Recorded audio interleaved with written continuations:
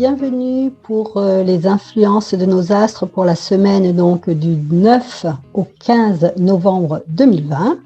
Alors je vais garder un petit moment parce que le 15 c'est quand même quelque chose d'important, c'est la nouvelle lune, hein, donc on va avoir une conjonction, c'est-à-dire on va avoir le soleil et la lune qui vont être côte à côte dans le signe du Scorpion, mais ça ce sera pour dimanche 15. Alors avant d'arriver jusqu'à la nouvelle lune, eh bien, je vais vous parler un petit peu des influences de cette semaine, donc à partir du lundi 9. Alors, eh bien, lundi 9, effectivement, on le sait, hein, j'en parle maintenant toutes les semaines de ces aspects qui ont vraiment des aspects de tension, et bon, ben voilà. Mais j'aimerais, parce que je pense que c'est aussi le rôle de l'astrologue, j'aimerais vous apporter un regard un petit peu différent et j'aimerais aussi vous donner une pointe, si c'était possible, une pointe d'optimisme, c'est-à-dire de vous dire, bon ben non, tout n'est pas perdu, tout n'est pas si catastrophique et surtout vous donner vraiment l'interprétation, c'est-à-dire la quintessence des aspects qui se passent en ce moment, parce que je pense que ça pourrait être fort utile, plutôt que d'aller dans des interprétations qui sont de type un petit peu aléatoire, même si bien sûr l'actualité en ce moment est extrêmement tendue, mais néanmoins, parce que je fais partie de ces thérapeutes qui pensent que la crise est quelquefois créatrice, elle est même souvent nécessaire, c'est une étape dans notre évolution, et là au niveau social, eh bien c'est une étape également au niveau de notre évolution. Donc je vais vous donner littéralement, mot pour mot, si je puis dire, l'interprétation de qu'est-ce que c'est que ce Jupiter, Pluton, Saturne. Pourquoi ? Parce que à partir donc du lundi 9, Jupiter et Saturne vont se retrouver à nouveau côte à côte. On appelle ça une conjonction dans notre jargon astrologique. Et c'est le troisième passage. Alors, en astrologie, quand il y a des conjonctions avec des planètes dites lourdes, comme le sont et lentes, comme le sont Jupiter et Pluton, eh bien, il faut savoir qu'il y a trois passages. Le premier passage, c'est vraiment le problème est posé. Le deuxième passage, souvent, c'est la crise. Vraiment, on est à un point de culmination de la crise.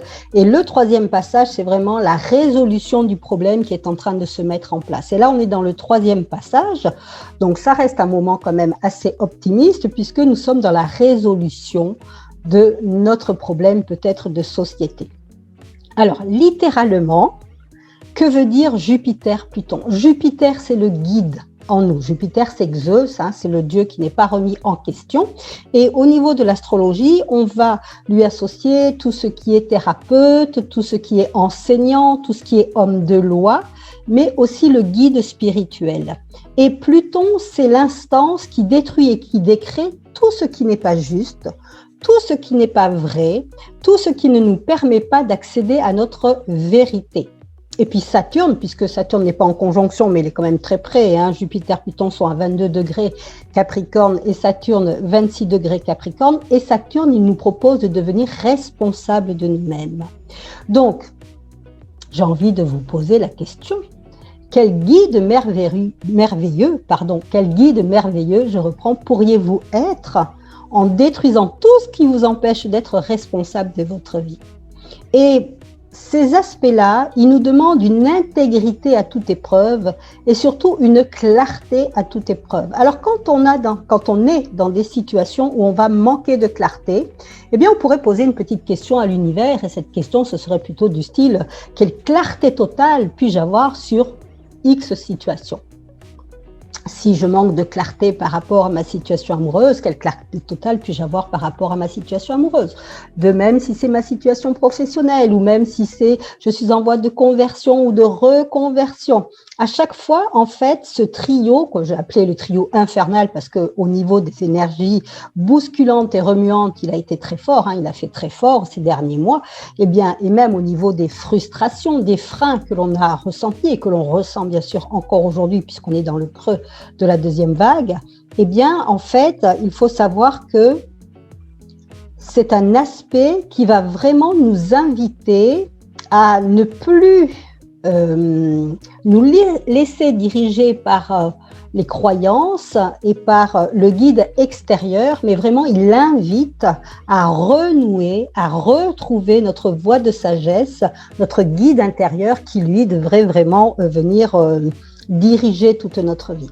Donc Jupiter, Pluton, Saturne en Capricorne, même si ça reçoit des aspects extrêmement tendus depuis plusieurs mois, c'est parce que cette crise aujourd'hui que nous traversons, en tout cas de point de vue de l'astrologie, peut être une formidable opportunité pour détruire et décréer tout ce qui ne nous convient pas, tout ce qui nous empêche d'être libres, d'être nous-mêmes. Ça peut être tout simplement, c'est pas forcément des choses extraordinaires, hein, il faut pas vouloir extrapoler dans nos vies, voilà, politiques, etc., etc. Ça commence vraiment d'abord en nous. Donc, tout ce qui ne me correspond pas dans ma relation peut-être actuelle, comment est-ce que j'ai basé ma relation, quelle a été l'énergie de cette relation, quelle est l'énergie de cette relation, est-ce que c'est une énergie de manque ou est-ce que c'est une énergie de plein, est-ce que je suis avec mon partenaire ou ma partenaire parce que justement j'ai peur de la solitude, j'ai peur de l'insécurité financière et dans ces cas-là on voit bien que la relation n'est pas sur des bases solides, etc. La même chose pour le travail, la même chose pour tous les domaines de votre vie. Et là, on est dans des énergies qui viennent nous confronter à nos mensonges. Là, aujourd'hui, je vais fort, hein, à nos mensonges, à tous les faux semblants que l'on peut, quelque part, se raconter. Et on le voit bien puisque cette semaine, nous avons également Vénus en Balance, donc la planète de la communication, la planète du beau, la planète qui nous permet de rentrer en lien avec les autres. Alors en Balance, bien sûr, on cherche à le faire d'une façon équitable, à le faire d'une façon équilibrée, dans l'équanimité. Néanmoins, elle est opposée à Mars Bélier. Donc Mars Bélier, c'est bien sûr la planète de l'individualité, c'est l'affirmation de soi, c'est le côté un peu guerrier aussi. On voit bien comment ces deux énergies, j'ai besoin de collaborer, j'ai besoin de co-créer, j'ai besoin de coopérer, va se retrouver confronté avec ce Mars individuel.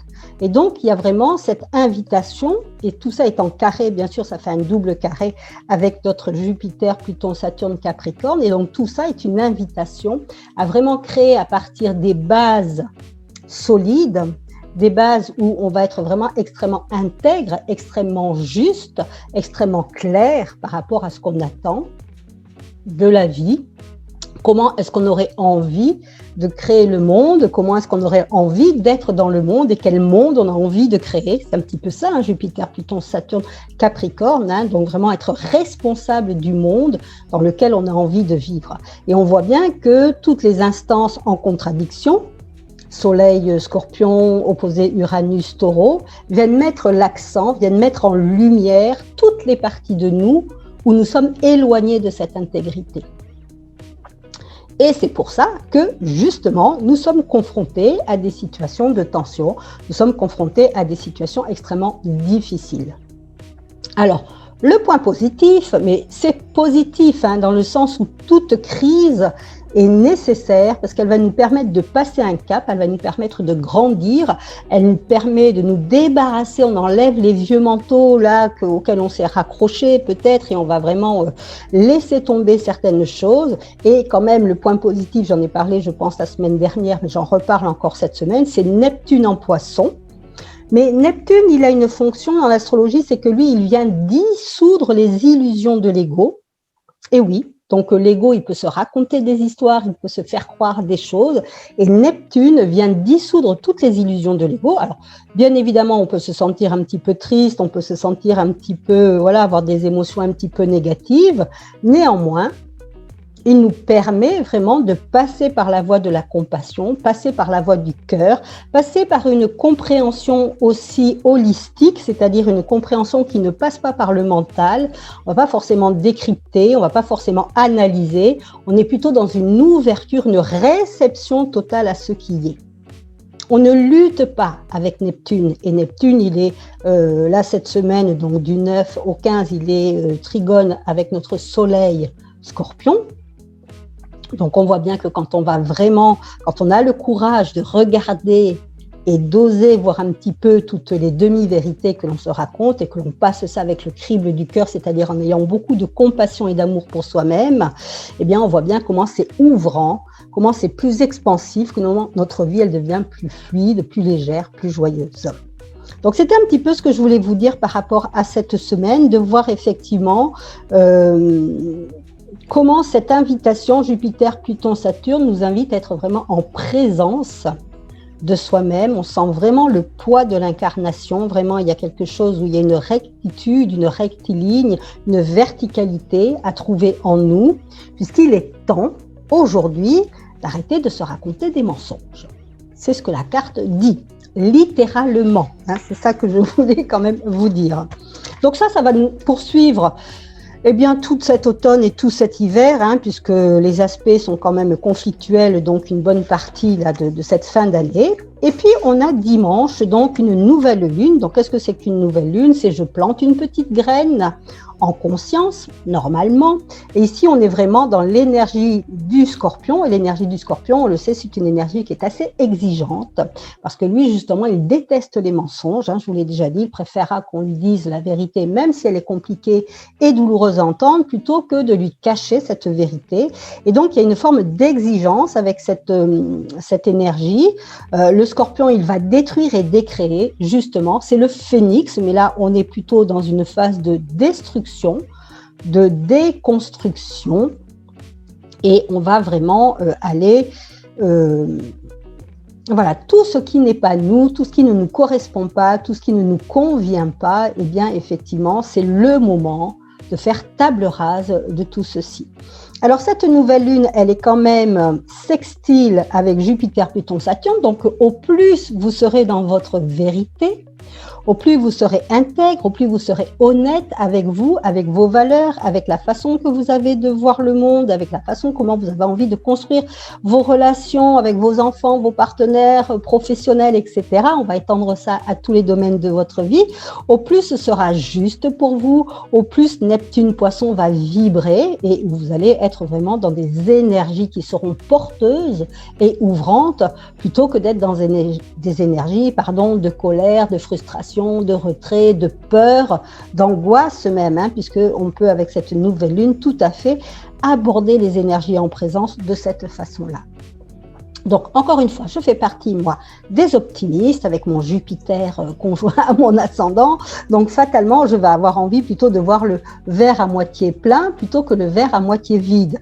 Mais néanmoins, bien sûr que c'est une lecture extrêmement personnelle, mais en tout cas, je pense que c'est vraiment la meilleure façon de traverser cette période. Alors, le premier confinement, on a fait beaucoup de nettoyage au propre comme au figuré, ça c'est sûr, mais là, on est vraiment dans « je dois affiner » vraiment ce que j'ai commencé à mettre en lumière il y a quelques mois. Aujourd'hui, je dois l'affiner, je dois vraiment aller chercher les petites poussières qui sont restées planqués sous le tapis ou sous certains meubles lourds parce que justement, je ne les bouge pas tous les jours. Et là, je dois vraiment aller au plus profond de moi-même. Et c'est vraiment ce que cette nouvelle lune, dans les énergies du Scorpion, nous invite à faire. Alors, je sais que vous aimez bien savoir quels sont les signes qui vont bien aller, quels sont les signes qui vont moins bien aller. Donc, pour la semaine, donc, j'ai presque envie de dire que... les signes qui vont pas trop bien en ce moment, ça va être la Balance et le Bélier, parce que effectivement, avec l'opposition Vénus-Mars au niveau de la communication, il peut y avoir des problèmes, il peut y avoir des mésententes, il peut y avoir des points de vue divergents, il peut y avoir des non-dits aussi, il peut y avoir vraiment des gros soucis au niveau de la communication, on se comprend pas ou on n'est pas compris des autres. Vénus-Mars, l'opposition Vénus-Mars, elle peut amener de la colère, donc il faudra faire un petit peu attention, là, les signes du Bélier et de la Balance. Je vais faire un petit tour d'horizon, ça fait longtemps que j'en ai pas fait, donc ça sera très bien comme ça. Au niveau du Taureau-Scorpion, donc ce sont les axes, c'est vraiment les signes opposés. Taureau-Scorpion, donc on est dans l'axe de la possession, de l'avoir, l'axe du pouvoir. On est encore une fois en opposition Uranus-Taureau, Soleil-Scorpion. Donc là aussi, il peut y avoir du conflit, il peut y avoir vraiment des choses qui arrivent de façon assez brutale. Uranus, c'est vraiment la planète de l'électricité. Alors, ça amène de la conscience, mais ça peut amener aussi des accidents. Donc, je vous inviterai vraiment à faire très attention à cultiver un certain calme, mes amis taureaux et mes amis scorpions, pour que vous puissiez justement traverser au mieux cette période, parce que pour vous aussi, il peut y avoir des risques, je vais dire, d'inflammation, des risques vraiment et de petits accidents également. Alors, on va continuer nos axes avec donc le Gémeaux et le Sagittaire, axe de la communication. Là, il n'y a strictement aucune planète. Ça ne veut pas dire, encore une fois, vous le savez, que votre thème est une carte très individualisée. Ça dépend de votre ascendant, ça va dépendre des 10 planètes qu'il y a dans votre carte, bien sûr, mais là, pour le moment, c'est vraiment une vue, je dirais, générale et globale. Donc, il faut savoir que le Gémeaux et le Sagittaire ne sont pas actifs dans cette carte-là. Ça ne veut pas dire que si vous n'êtes pas Gémeaux ou pas Sagittaire, il ne pourrait pas vous arriver des choses, bien sûr, mais encore une fois, ça va dépendre de votre carte. Mais là, on n'est pas dans des énergies vraiment en conflit. Donc, ça peut nous inviter aussi à ce que notre communication, nous fassions attention à notre communication, justement, puisque Mercure est en balance, il n'est pas forcément mal aspecté, bon, même s'il est carré avec toujours Jupiter, Pluton, Saturne, Capricorne, mais il est quand même, il est aspecté aussi quand même avec 1, 2, 3, 4, que je ne dise pas de bêtises, non, là, il n'y a rien. Donc bon, la communication, ça reste quand même quelque chose de litigieux, mais moi, à mon sens, les Gémeaux et les Sagittaires, ça peut quand même être plus fluide. Alors, encore une fois, les Cancers et les Capricornes, l'axe est lourd, mais c'est un axe dit oedipien. C'est-à-dire que le Cancer, il va vraiment être dans toutes les attaches. Il est très attaché à sa famille, il est très attaché à ses enfants, il est très attaché à ses traditions, il est très attaché à sa sécurité. C'est bien, c'est une étape en nous, toutes les étapes sont nécessaires. Et puis, le signe opposé va vraiment l'inviter à se détacher, parce que s'il veut grandir, et c'est l'ordre de l'évolution, s'il veut grandir, il doit se détacher de tout le passé. Et là, depuis quelques mois, je dirais même depuis toute l'année dernière, pour le Cancer et le Capricorne, il y a vraiment ce travail de grandir, de passer une étape. De même, en ce moment, pour la Balance et le Bélier, puisque ce sont des signes qui sont en carré. Donc, pour la Balance, le Bélier, le Cancer et le Capricorne, on est vraiment dans un passage obligatoire au niveau de certaines étapes. Il y a certaines choses au niveau du passé dont on doit se débarrasser. C'est pas forcément quelqu'un, c'est pas forcément une situation, ça peut tout simplement être un état intérieur. Une de mes clientes qui est toujours Bélier, ascendant Capricorne, avec pas mal de planètes en Balance, elle a fait un très gros travail sur elle pour se débarrasser de son anxiété.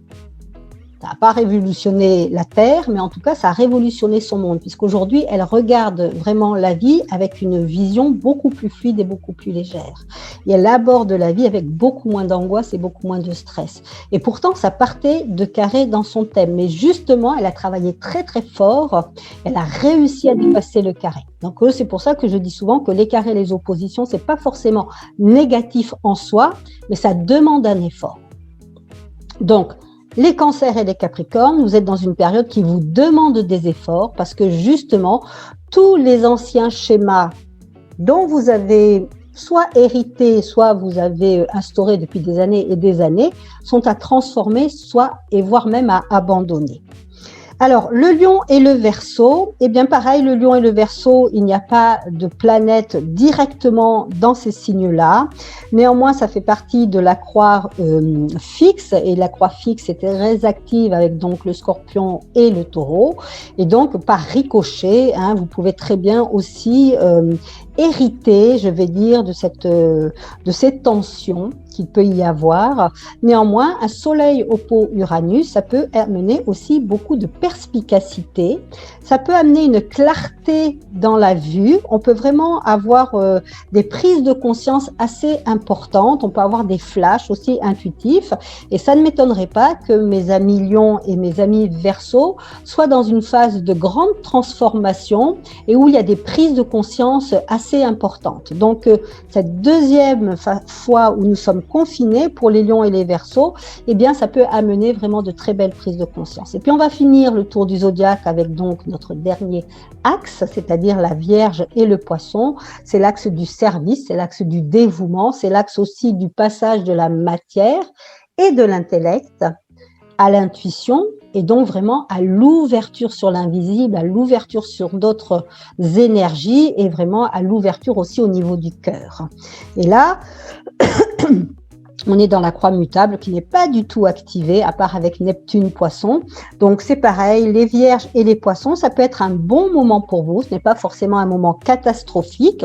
Encore une fois, on va mettre un bémol. Bien sûr, ça dépendra de votre thème individuel, mais grosso modo, dans les énergies globales et générales, la Vierge et le Poisson ne sont pas des signes vraiment impactés ou trop fortement touchés. Donc, c'est le moment pour nos Vierges et nos Poissons de vraiment trouver en eux aussi une forme de clarté, parce qu'il y a peut-être pour les Poissons un petit moment de flou, mais encore une fois, c'est juste, peut-être aussi c'est juste un moment de repos, c'est un moment, les Poissons, ils sont tout à fait capables d'avoir une forme d'indolence, ils se laissent porter un petit peu par la vie, ils voient le vent venir, ils se laissent comme ça guider, il y a vraiment un lâcher-prise, un laisser-être qui peut être assez sympathique pour les Poissons, et donc, eh bien, ça c'est un petit moment où on est comme ça, on se laisse porter par la vie.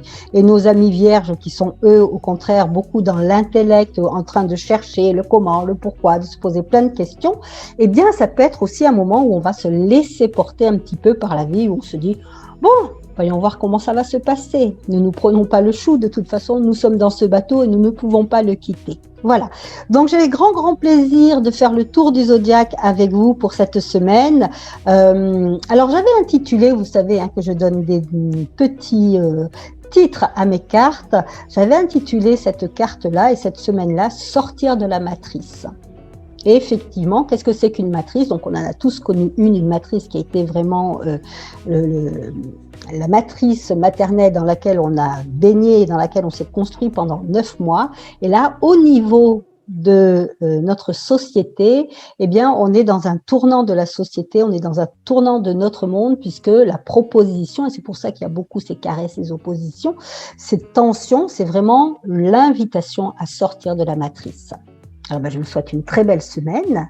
Je vous remercie de m'avoir suivi et puis je vous dis à la semaine prochaine pour la suite des aventures. Passez une très belle semaine. Merci.